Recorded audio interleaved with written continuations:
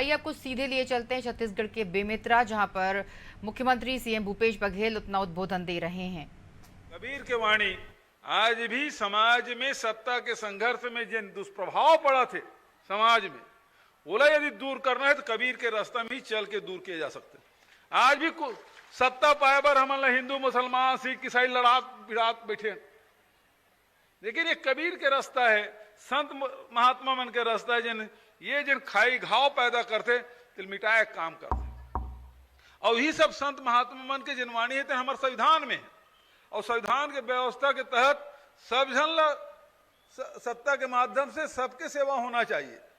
सेवा एक ऐसे माध्यम जिन चाहे अमीर हो, गरीब हो, मजदूर हो, किसान हो, महिला हो, नौजवान हो, एक सबके सेवा करना है, ये कबीर के रास्ता और वही हमारे संविधान में व्यवस्था है। और छत्तीसगढ़ सरकार लगातार वो दिशा में काम करत। हमारी सरकार सबसे पहली बात यह है कि आर्थिक रूप से छत्तीसगढ़ के आदमी मन कैसे मजबूत होए, और मजबूत करे बर ये प्रदेश है तेन धान के कटोरा कहलाते किसान मन के प्रदेश।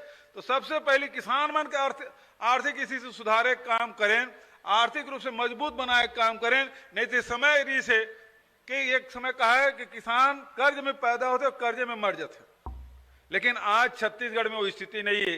कोई किसान के सिर में कर्जा के बोझा नहीं है।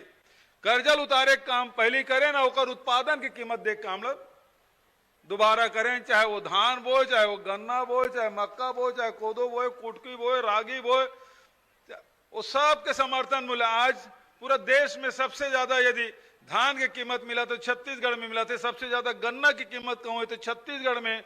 कोदो कुटकी के भारत सरकार समर्थन मूल्य घोषित नहीं करे, हम छत्तीसगढ़ में कोदो कुटकी की भी समर्थन मूल्य घोषित करें और खरीदे की व्यवस्था।